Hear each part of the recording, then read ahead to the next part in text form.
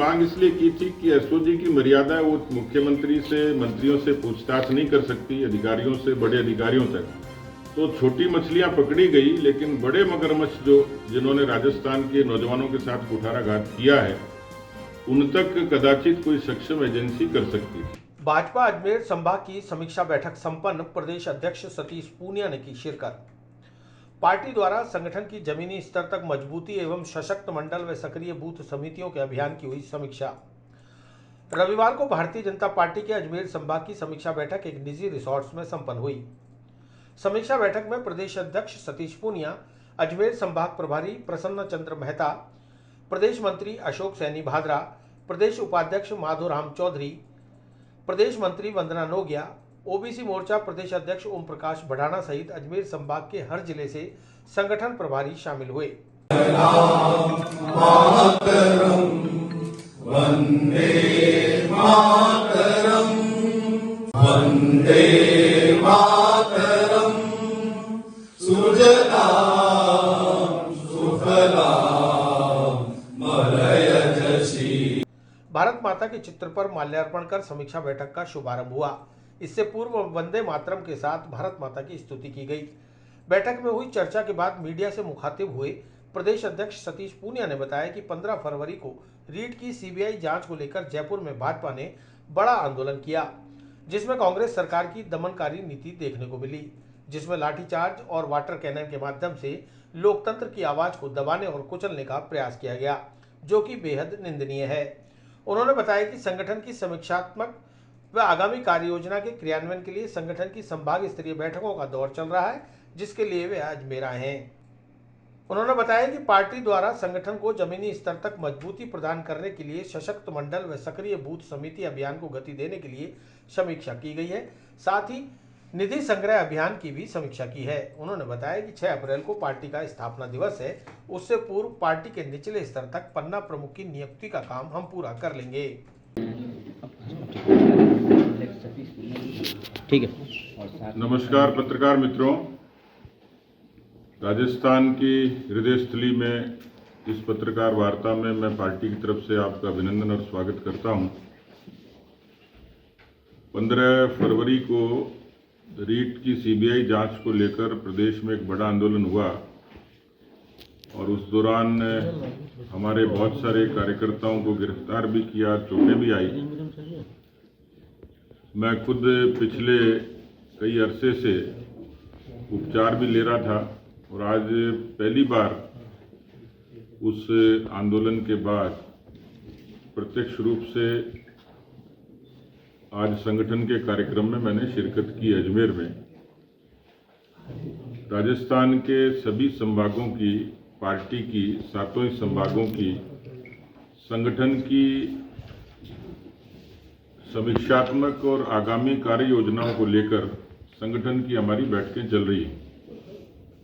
इसमें विशेष रूप से हम लोगों ने पार्टी के संगठन को ग्रास रूट तक मजबूत करने के उद्देश्य से हमारे सशक्त मंडल और सक्रिय बूथ समिति अभियान को गति देने के लिए, उसकी समीक्षा के लिए आज चर्चा की है। साथ ही पार्टी को आर्थिक रूप से स्वावलंबी बनाने के लिए पार्टी का आजीवन सहयोग निधि के जरिए जो निधि संग्रह का अभियान है, उसकी भी हम लोगों ने समीक्षा की है। उसमें पार्टी का कार्यकर्ता अपने परिश्रम की पूंजी न्यूनतम 100 रुपये से लेकर जैसी उसकी इच्छा है, ऐसे समर्थक, शुभचिंतक उन लोगों ने पार्टी को आर्थिक रूप से अंशदान भी दिया है। वो अभियान भी संतोषप्रद रूप से पार्टी का चल रहा है। 6 अप्रैल को पार्टी का स्थापना दिवस है। उस स्थापना दिवस तक हम लोग पार्टी में नीचे पन्ने तक मतदाता सूची के पन्ना प्रमुख की नियुक्ति तक का ये काम हम लोग पूरा करेंगे। पूनिया ने पत्रकारों को बताया कि कांग्रेस सरकार की कथनी और करनी में कितना फर्क है। इसका उदाहरण वर्ष 2018 के चुनाव के दौरान भारतीय राष्ट्रीय कांग्रेस के तत्कालीन राष्ट्रीय अध्यक्ष राहुल गांधी ने पोखरण, जालोर और हनुमानगढ़ में सभाओं को संबोधित करते हुए कहा था कि किसानों की कर्ज माफी 10 गिनने से पहले हो जाएगी, लेकिन गहलोत सरकार 3 साल में भी किसानों का कर्ज माफ नहीं कर पाई है। संगठन की मजबूती के साथ साथ सैद्धांतिक और व्यवहारिक विषयों पर पार्टी को कार्यकर्ताओं को प्रबोधन के लिए पार्टी जिले के प्रशिक्षण शिविरों को लगातार चला रही है। तो आगामी समय में जिन जिलों में शिविर नहीं हुए उनकी योजना रचना भी हम लोग लगातार कर रहे हैं। आप सब जानते हैं कि अभी हाल ही में सरकार की तरफ से एक बजट प्रस्तुत हुआ। मुख्यमंत्री अशोक गहलोत जी ने वो बजट पेश किया। चौथा बजट है। राज्यपाल महोदय के इससे पहले अभिभाषण भी और बजट भी। मुख्यमंत्री जी का दावा है कि उसमें 70% अभिभाषण की और 85% घोषणाएं वो हमने पूर्ण कर ली। लेकिन यदि बजट का सूक्ष्म विश्लेषण करेंगे तो बहुत सारी ऐसी चीजें सामने आएंगी जो तात्कालिक रूप से जनता के संज्ञान में नहीं आती। लेकिन इस बजट के बारे में अभी विधानसभा में बहस भी चल रही है। उस बहस में पार्टी भी हिस्सा ले रही है। कई चीजें अलग अलग स्तर पर सामने आएंगी। लेकिन एक पहला बड़ा मुद्दा मसला था किसानों की कर्जा माफी का। राहुल गांधी जी 2018 के चुनाव में राजस्थान में आए थे। पोखरण में, जालोर में और हनुमानगढ़ में अलग अलग जगह उन्होंने सभाओं को संबोधित किया था। कहीं तो ये कहा था कि 10 तक गिनती गिनूंगा, कर्जा माफ हो जाएगा। हनुमानगढ़ की सभा में कहा कि चाहे सूरज उगे या नहीं उगे, लेकिन किसानों का सूरज उगे या नहीं उगे, चंद्रमा छिप जाए, लेकिन किसानों की कर्जा माफी का वायदा पूरा करेंगे। आज जो स्थिति राजस्थान की है उसमें राजस्थान के अधिकांश किसान जो इस कर्ज के दायरे में थे, केवल सहकारी बैंकों के कर्जे उनके परंपरागत रूप से माफ हुए थे, जो पिछली सरकार के समय से भी चले आ रहे हैं। लेकिन प्रदेश अध्यक्ष सतीश पूनिया ने मुख्यमंत्री अशोक गहलोत द्वारा प्रस्तुत किए गए चौथे बजट की विवेचना करते हुए इसे दिशाहीन और राजनीति से प्रेरित बजट बताया है। जिन पर राष्ट्रीयकृत बैंकों के अन्य सोर्सेज के कर्जे बकाया थे, उसके कारण लाखों किसानों को और उनकी जमीनें नीलाम होने की कगार पर आई।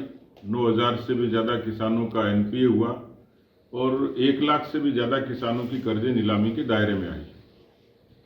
उसके बारे में इस बजट में कोई एक्शन प्लान नहीं था, कोई प्रतिबद्धता नहीं थी, कोई संकल्प नहीं था, कोई भरोसा नहीं था।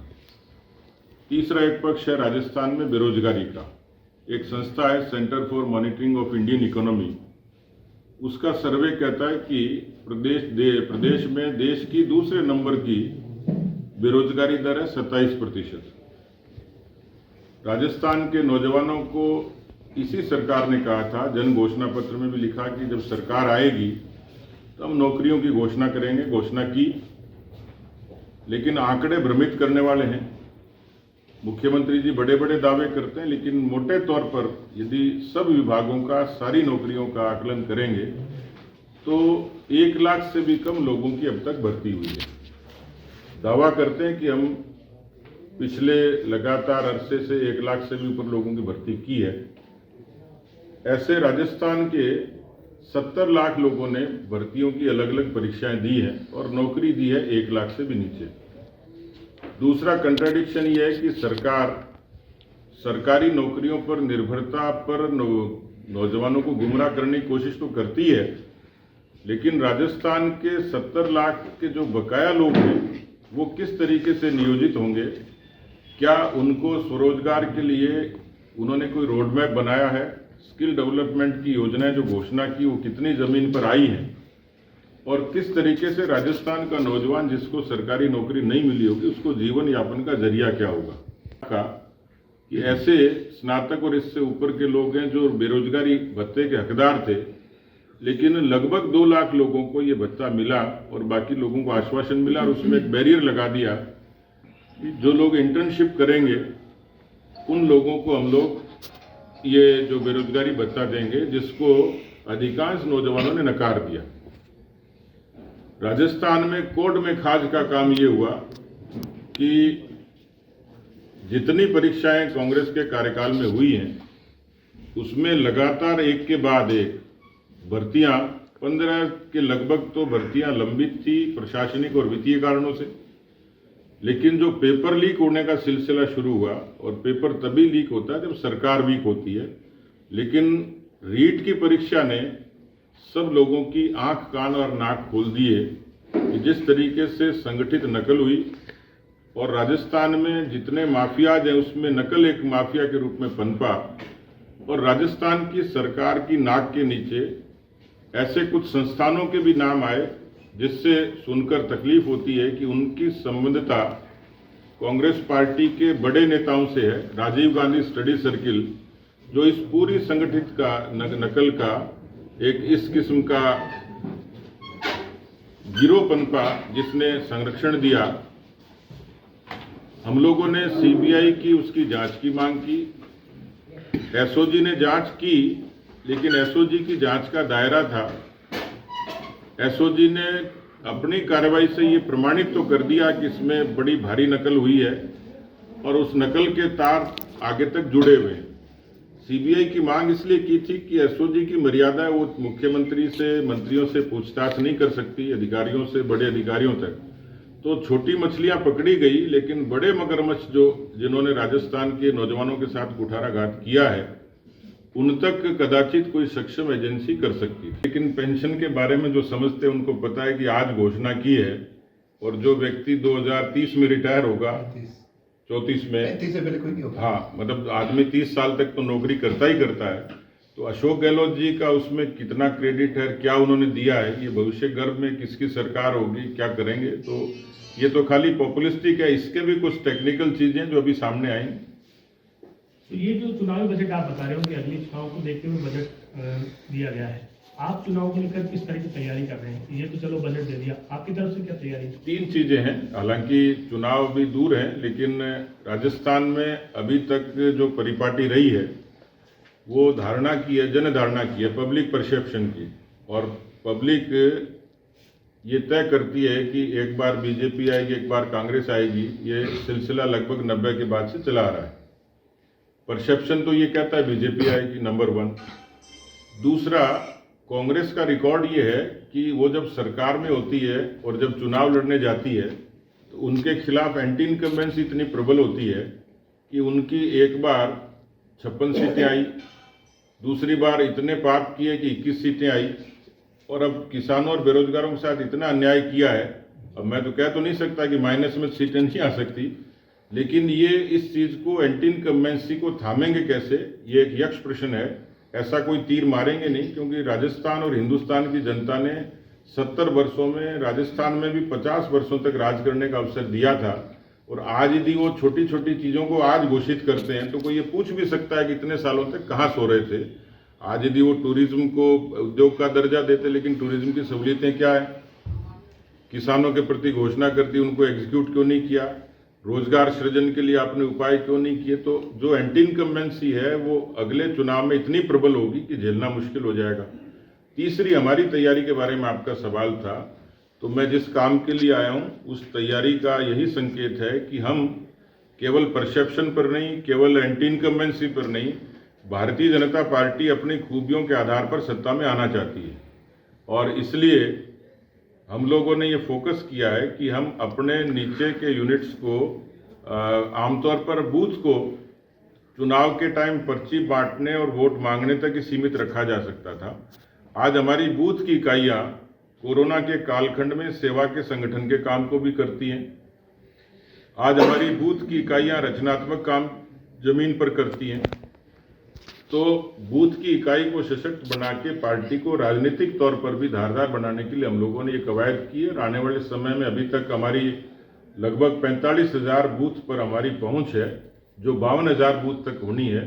तो ये लगभग 8,000 बूथों तक हम और ज़्यादा मजबूती से अपने संगठन को खड़ा करने में लगे हैं।